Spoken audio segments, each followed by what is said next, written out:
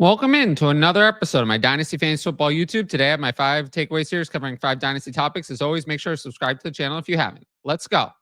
So the first takeaway is that Christian McCaffrey still exists. That's such a weird title, but I literally do not think I have discussed Christian McCaffrey even once on the channel this offseason. Why is that? We had no idea how healthy he was. And I mean, there's been so many stories on the 49ers cover. We've talked about Brock Purdy. We've talked about Deebo Samuel being traded. We've talked about Brandon Ayuk's injury. We've talked about Ricky Pearsall. So many other things. George Kittle getting a contract. There's just no time to talk about Christian McCaffrey. But now it's a good time to talk about Christian McCaffrey because he is back and looking pretty healthy. So let's look at what he did in 2024. In 4 games, 50 carries, 202 yards, 4 yards a carry, and 15 catches for 146 yards. So he was still great as a pass catcher. Now, he came off that bilateral Achilles tendonitis, played these games, got hurt again, and then was never seen again. He didn't look quite right as a runner in the games he played. In 2 of his full 3 games, the final game he got hurt, in 2 of the full 3 games, he had below 3 yards a carry and took 11 and 13 carries. So we only saw 1 of the 4 games where he had like a full workload. It's a small sample size. He may not have been fully healthy. And I do think they split more of the work with Jordan Mason. We saw in the past them split work with Elijah Mitchell. I do think Christian McCaffrey is going to come back. He's going to play. But it's possible we get a little bit more of Alvin Kamara than Christian McCaffrey, which is still great, but not the league winner by himself that Christian McCaffrey was. I don't think we're getting the 2023 version back. Now, as a refresher, here was the 2023 version. 272 carries, 1459 yards, 14 touchdowns, 5.4 yards a carry, 67 catches, 564 yards and 7 touchdowns. It was career high in total touchdowns, career high in yards per carry by far, near a career high in carries, a career high in rushing yards. I just don't think we get this. I think we might get something like that in the passing game, especially if Brandon Ayuk is out, but not going to get this type of rushing production.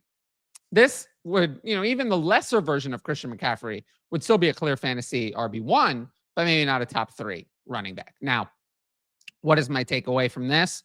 I'd hold McCaffrey, get rid of Isaac Guerrero, and stash Jordan James.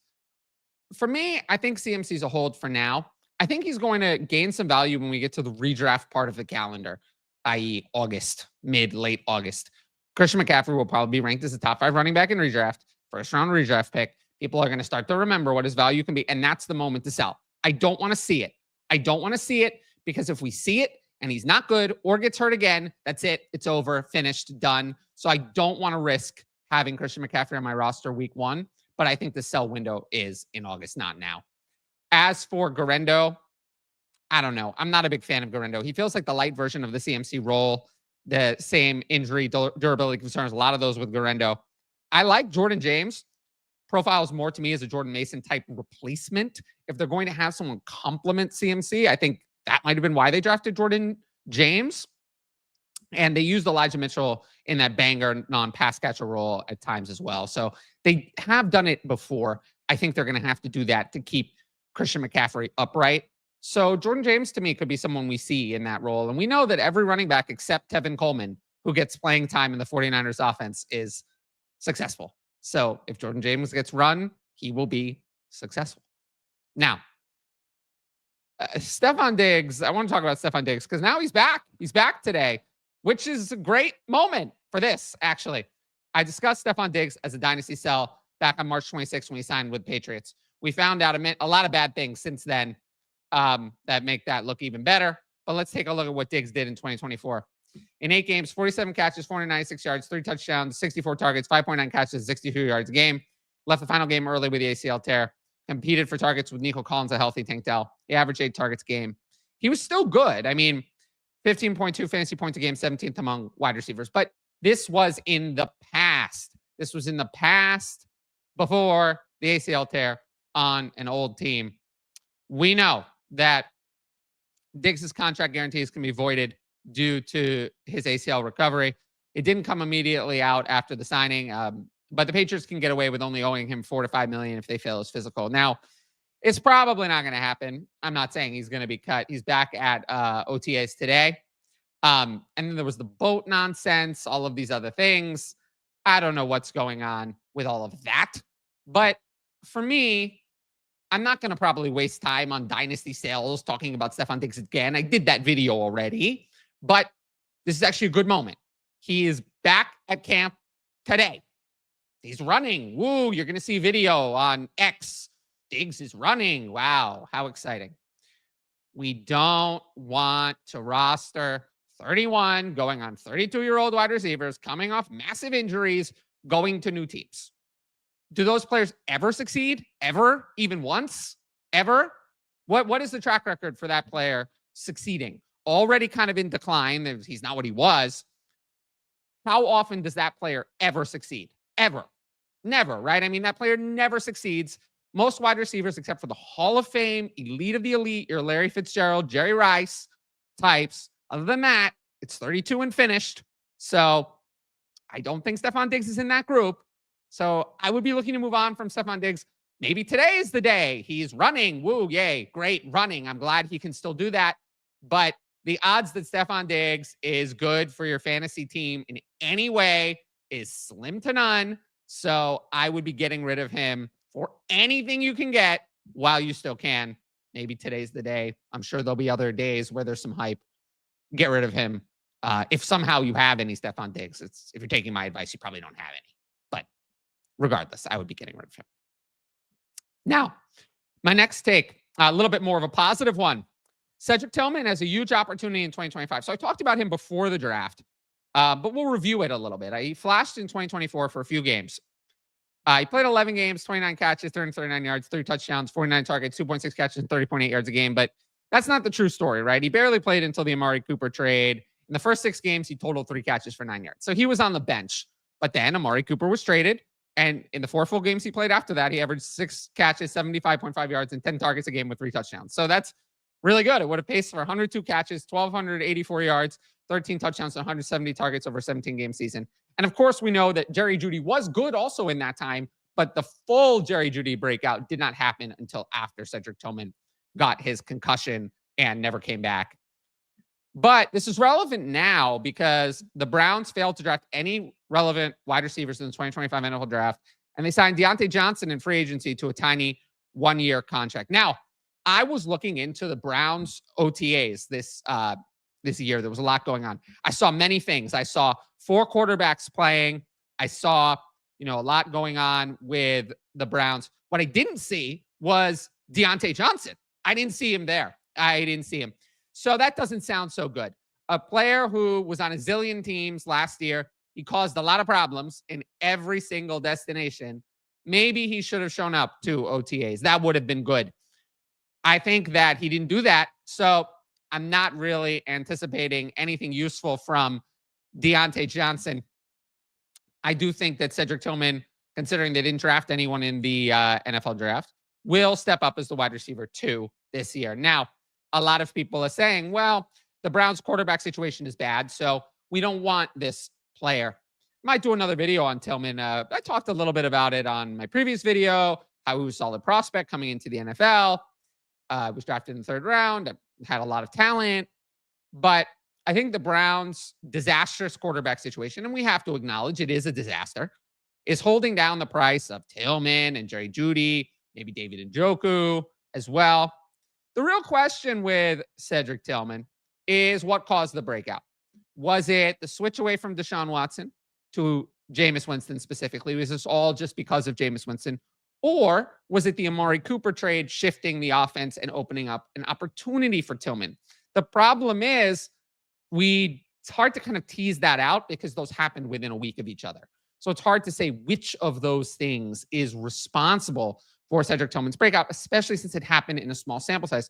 We saw Jerry Jeudy play with the other quarterbacks that the Browns used last year. We did not see that with Cedric Tillman. We didn't see Cedric Tillman playing with Bailey Zappi. We didn't get to see that. So we don't have as much evidence, but I did like what I saw from Cedric Tillman. So if he's coming on the cheap, I would be happy to add him to my Dynasty team, especially so I'd say in a startup draft, even more so than trading for him. Now, if you like my YouTube content, you should sign up for the Patreon. Remember, I've changed the discount code because the old one expired. I'm offering a 50% discount off your first month at all tiers using code TylerYT50. Go to patreon.com/fantasy advice. Type in the code TylerYT50 at checkout. And as it says, you'll get 50% off your first month at any tier that you choose. You get my Dynasty and Rookie rankings, access to Discord, my write-ups, Patreon-only videos, direct message fantasy advice, and the ability to ask in advance questions for the YouTube videos, which will be at the end of this video. I'm going to go over all of this on a Patreon special video on Wednesday, so stay tuned for that. But you can find my other videos on the Patreon promo section of the channel where I go through what's offered on Patreon. But I'm going to cover all this on a video on Wednesday. And tiers begin at just $5 a month, $250 with discount. And again, patreon.com/fantasy advice. The link is in the top right corner and in the pinned comment below. Please go and support the channel. It really helps keep this YouTube channel going. And that's where you'll find my interactive and also just the majority of my Dynasty content. With that said, we'll jump into my next topic. So my next topic, covering another player I haven't talked about, Michael Pittman. And he disappeared in 2024. Completely disappeared. In 16 games, 69 catches, 808 yards, 3 touchdowns, 111 targets, 4.3 catches, and 50.3 yards a game. He didn't deliver, and his targets plummeted from 2022 and 2023, while Josh Downs rose up and Alec Pierce took some yards away. There were so many problems for Pittman last year. A 23.4% target rate, 40th among wide receivers. In comparison, Josh Downs was targeted on 29.6% of his plays and had a higher target share on fewer snaps. And there were a lot of other problems with Michael Pittman. He was not good in yards per route run, not good in yards per team pass attempt, not good at separating, not good in yards per target, and more other problems. It was brutal. I mean, he didn't have it anymore, not as a difference maker, but we can't blame it all on the offense because Josh Downs delivered on a lot of these things. Josh Downs was able to get open. Josh Downs was able to win routes. Josh Downs has a strong yards per route run. Michael Pittman was not strong in any of those areas. So you can't say that the offense made all wide receivers bad. It only made Michael Pittman bad. Now, Michael Pittman dealt with some injuries last year. Is Michael Pittman a bad NFL player? No, I don't think he's bad. But what I think he is, and I think this is a process-changing player for me, is that this is someone who he got a lot of volume because the Colts had no other choice. It's not like Pittman just became bad efficiency-wise this year. He's always been bad. He's always been bad, at least relative to the volume. I mean, for someone who's had the number of targets he has, he's done very little with them compared to elite players who've had, some of which have had less volume than him and done a lot more. I don't know what to do with him, right? I mean, he's a roster clogger. He's a clear wide receiver, too, on a low volume and ineffective Colts passing offense. That's not going to change, by the way. Josh Downs obliterated Pittman in every single metric last year. I don't think that's going to change. I think Josh Downs is ahead of Pittman. And if that's the case, I don't see how Pittman's going to be relevant. And it's too late. It's too late to talk about, well, Michael Pittman's a talented player. Maybe a different situation will come up. He turns 28 in October. We can't talk about a different situation. We're not going to be in a different situation. We're going to be out of dynasty value before we hit a different situation. He's certainly not a buy, but he's not a sell because no one wants him. So he's there. He exists. I don't know what to do with him. He's just a weird player. But I think the big takeaway from Michael Pittman is we have to look a little bit beyond volume. Is the player earning a lot of yards per route run? Is the player really getting target separation? Are they doing stuff after the catch? Are they getting open? Is there more to the player's game than targets? I think that's something we have to look at, something we have to consider for future players, and kind of something I think I've learned a little bit about when I'm, analyzing Michael Pittman and, other players who are getting a lot of targets but not producing as much as we'd like. We have to look at why that is. So just something I thought was interesting. Now, the last takeaway. Geno Smith can help the Raiders offense, even if Geno Smith is a dynasty sell. So it's important to recognize that Smith is a huge real-life upgrade for the Raiders, even if I'm not interested in him as a dynasty asset. I discussed Smith as a dynasty sell back on my April 4th video, and I stand by that because he's older. He's a lack of dynasty and fantasy upside. But even though I'm not interested in Smith himself, that doesn't mean that I'm not interested in his weapons. So let's take a look at why. In 17 games, he had 70.4% completion, 21 touchdowns, 15 interceptions, 7.5 yards per attempt, 254.1 passing yards a game. pretty good in his last year in Seattle. Highest completion percentage, tied for his highest yards per attempt, highest passing yards a game, but he was unlucky on a touchdown rate. 15.6 fantasy points a game, 16th among quarterbacks. Again, that's just not that great. He doesn't run it that much. He's not great for fantasy himself in any way. But I would say that Smith is one of those players. He's a slightly above average passer who doesn't run. So he's a below average fantasy quarterback. Now, what do we do about this? So we don't want Smith, but it's not paradoxical to say, I don't really want Smith, but because he does good, not great, but good as a passer, his weapons can be really successful. I talked about Brian Bowers recently. I've talked about Jack Bech as an instant impact wide receiver. And we know Myers is what he is. So Smith might not be a star, but Myers could be a wide receiver 3. Bech could have some spike weeks as a rookie that help his value. And Bowers could be an elite tight end 1. QB play is not going to stop those guys from hitting if Smith is distributing anywhere near those 254.1 passing yards a game. But Smith can support all of those weapons, but himself not be that great. That's the thing I want to kind of get across. Because of the way fantasy scoring works, rushing for quarterbacks is king. And Smith, obviously, at his age, is not going to deliver lots of rushing yards. So that is my takeaway from looking at the Raiders offense, which I've talked about multiple times on the channel. All right, we'll jump into the Patreon questions. So this was a longer question. I cut it down. You're on the clock for a pick of yours on the draft. You're open to want to trade. What do you do? There were some suggestions of how do you phrase your message in the league chat? Do you name your price for what you want to exchange? Do you just throw the pick on the block? Do you wait and go radio silent? What has been the best approach? None of those. I just send offers. Send offers. Do things. Send offers. If you do not send offers, you cannot have accepted offers, right? Send offers. That is the easiest thing to do, is just send the offer. Maybe someone will click accept. Maybe they won't, but waiting doesn't do anything. All those other ideas. I certainly don't send messages in the league chat. That is out of the question. So yeah, just send offers. Sometimes the simplest answer is the best one. And in this case, the simplest answer of just sending offers is by far the best choice. What players do you personally have a lot of stock of right now, regardless of the league setup? So when I run the Patreon leagues, we often target a lot of the Patreon teams kind of look the same. So, we're looking at a lot of Puka, a lot of BTJ. A lot of Drake London. I was in on Drake London last year. So there's a lot of shares of Drake London out there. Garrett Wilson, I've always continued to kind of be in on.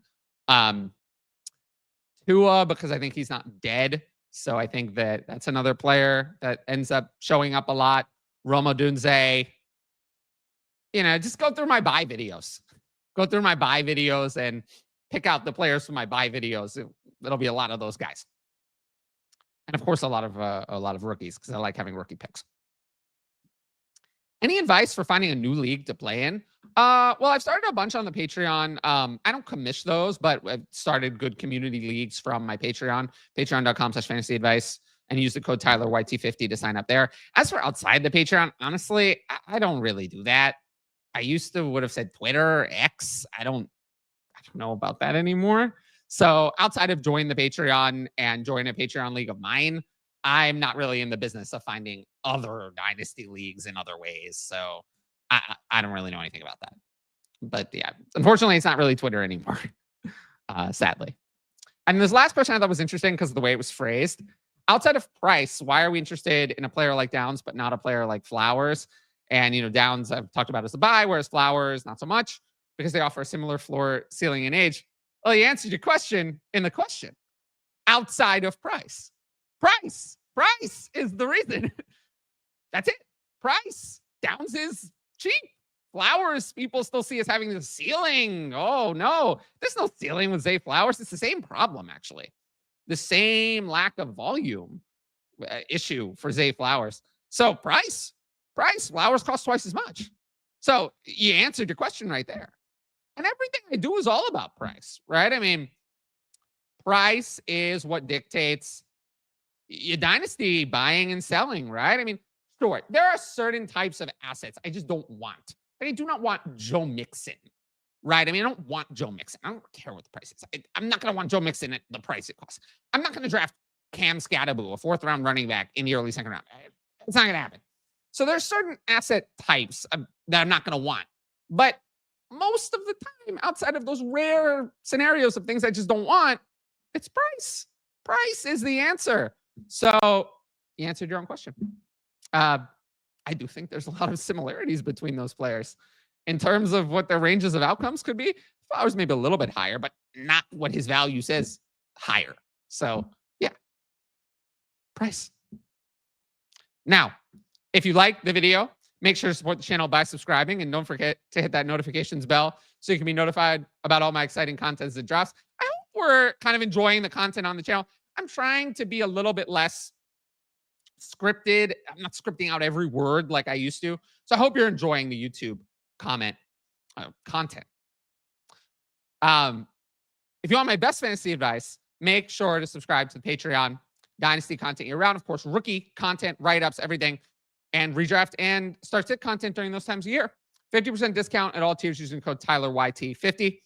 You can sign up in the top right corner of patreon.com/fantasy advice. Every sign-up helps support my independent content. But once again, thanks for watching, and I'll see you all later.